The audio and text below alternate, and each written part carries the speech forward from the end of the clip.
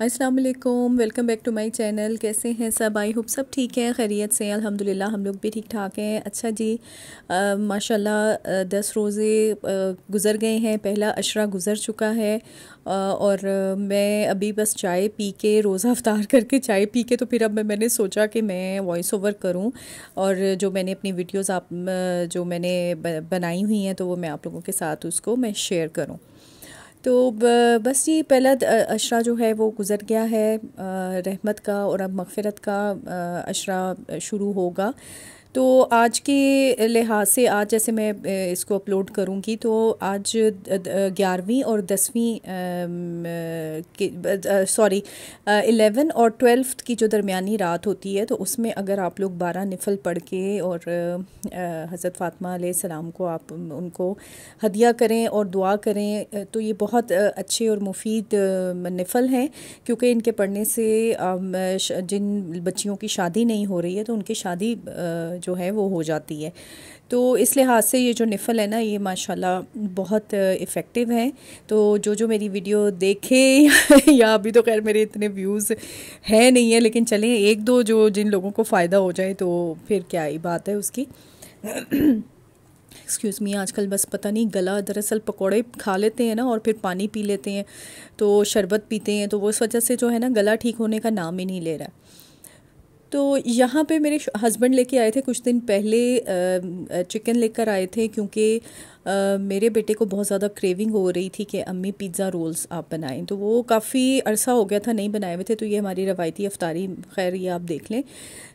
तो यही होता है, फ्रूट चाट है, ये है वो है, तो फिर इसी वजह से उसने कहा कि अम्मी कुछ डिफरेंट भी करें, कुछ डिफरेंट चीज़ें बनाएं, जैसा कि मैं बनाती भी हूँ।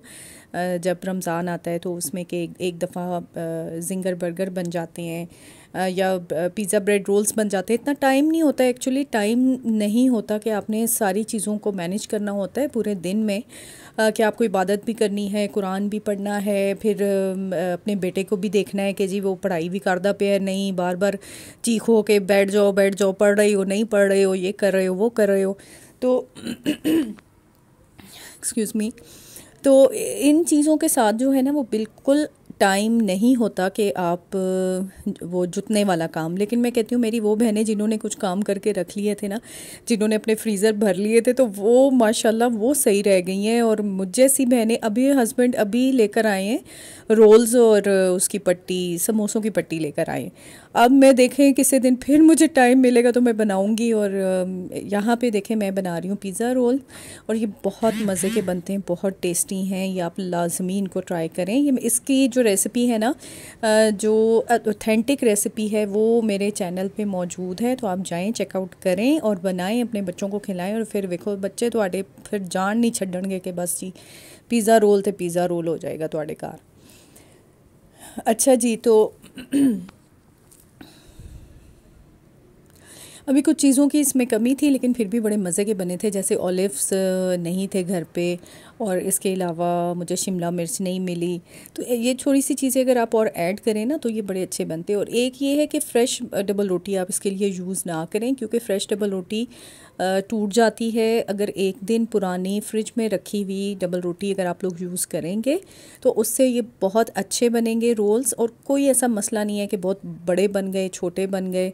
हम लोग ना बहुत ज़्यादा परफेक्शन में पड़े रहते हैं हर वक्त, और ये कि जी अगर हमारी परफेक्शन नहीं आई तो दुनिया कहे कि देखें हम लोग परफेक्ट लोग नहीं हैं, हम लोग नॉर्मल लोग हैं। जो परफेक्ट है ना वो सिर्फ अल्लाह ताला की ज़ात है। उसके अलावा अगर हम लोग इतनी परफेक्शन में पड़ जाएं कि ये ऐसे नहीं हुआ तो ये नहीं बना, कभी हम देखते हैं अपनी कोई बहनों की कुछ चीज़ें, तो हम उनमें वो ये बात करना शुरू कर देते हैं कि ये देखें जी इन्होंने तो, इनका तो ऐसे नहीं आया, इनका तो साइज़ कोई छोटा है, कोई बड़ा है, कोई वो है वो है। तो मैं कहती हूँ कि हम इंसानों को ना थोड़ा सा मार्जिन देना चाहिए कि हम लोग इंसान हैं और गलती इंसानों से होती है।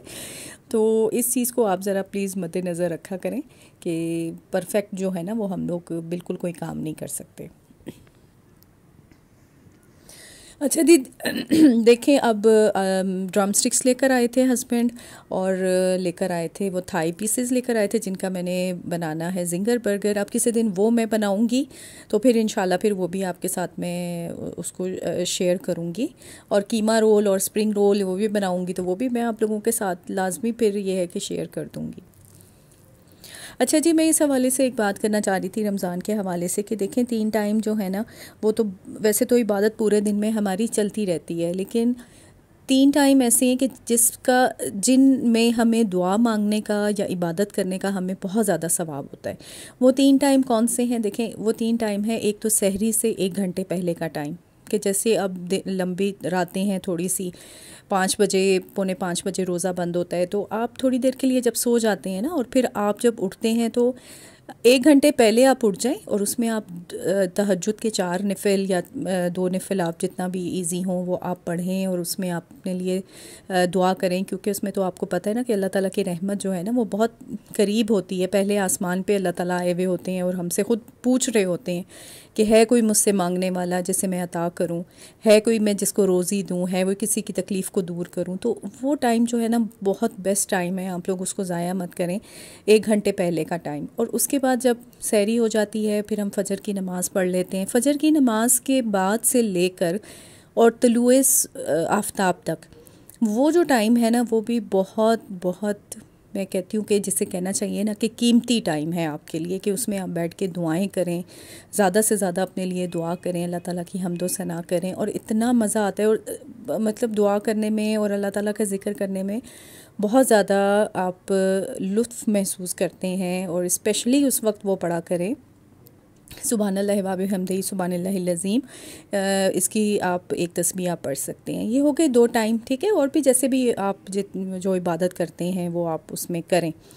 उसके बाद जो टाइम आता है ना वो है जी अफ्तारी से 1 घंटे पहले का जो टाइम होता है ना, वो भी बहुत बरकत वाला टाइम होता है, कि उसमें भी दुआ दुआ कबूल होती है। अब जैसे आप अफ्तारी बना रहे हैं साथ साथ, ज़रूरी नहीं है कि आपने तस्बीह पकड़नी है, आपने बैठ के ही इबादत करनी है, बैठ के इबादत उसके अलावा आप इबादत नहीं कर सकते, नहीं, ऐसा नहीं है।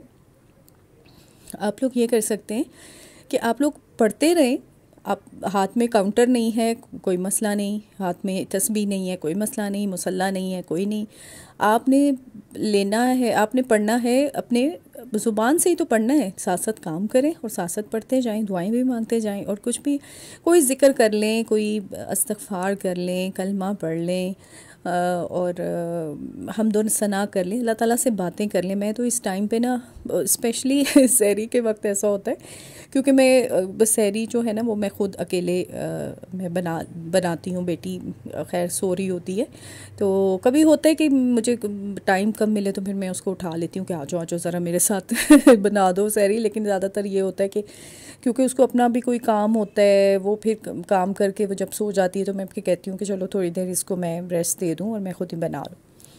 तो वो जो टाइम होता है ना किचन में, और सहरी का टाइम, और फिर आप तहज्जुद पढ़ के दुआ करके फिर जब किचन में जाते हैं तो उस वक्त मैं अल्लाह ताला से जो है ना वो बातें करने का सिलसिला वो शुरू हो जाता है।